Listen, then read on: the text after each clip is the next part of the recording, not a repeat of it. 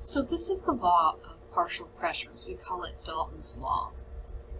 And it states that for a mixture of gases, each gas exerts a pressure independent of the other gases.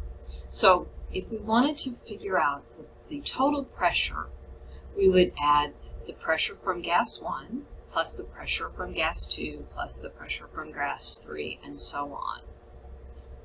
A scuba tank contains oxygen at a pressure of 0.450 atmosphere and helium at 855 millimeters of mercury. What is the total pressure in millimeters of mercury in the tank?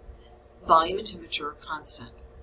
So what we're going to need to do here is we're going to have to add the total pressure. It's going to be equal to the pressure from the oxygen plus the pressure from the helium. We need to look, though, at our units. We've got atmospheres here and millimeters of mercury here.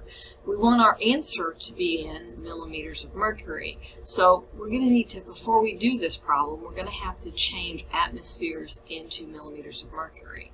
So we're going to start with 0.450 atmospheres. You, of course, remember that 1 atmosphere is equal to 760 millimeters of mercury. We would like atmospheres to disappear. This is an equality. We can use it to write our conversion statement. We'll put our atmospheres in the bottom so that the atmospheres are going to cancel. And we'll put 760 millimeters of mercury in the top. Multiply these together, and we will get 342, and our answer will be in millimeters of mercury. Atmospheres will cancel, and so we'll have our final answer in millimeters of mercury. And this is the amount of O2. Okay, so our total pressure is going to be equal to 342 millimeters of mercury. That's the oxygen's contribution. Plus, the helium is right up here, 855 millimeters of mercury. We add those together and we get 1197 millimeters of mercury. Total pressure is equal to 8 atmospheres. The oxygen's partial pressure is 1,280 millimeters of mercury. And we're wanting to know the partial pressure of the helium. We have an equation that will relate all these, but first we need to work with our units here. Let's change our millimeters of mercury into atmospheres so they'll match. So we'll millimeters of mercury. We know that 1 atmosphere is equal to 760 millimeters of mercury. That's an equality. We're going to use that to do our conversion. We want the millimeters of mercury to disappear, so we're going to put the 760 down here. And we'll put our 1 atmosphere up here.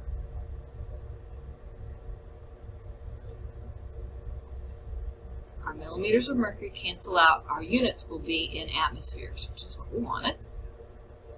So we'll take our 1,280 and divide it by our 760, and our answer here will be 1.68 atmospheres. Okay, so this is equal to 1.68 atmospheres. We just converted it. Our problem states that the total pressure is going to be equal to the pressure for the oxygen plus the pressure for the helium. And we have this number and we have this number. We do not have this number. This is what we're looking for. It would be nice to get that on the equation, on the side by itself. So what I'm going to do is subtract the pressure of the oxygen from each side.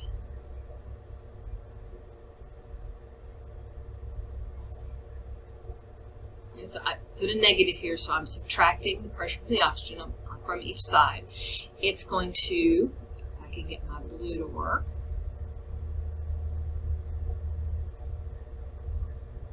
my blue pen.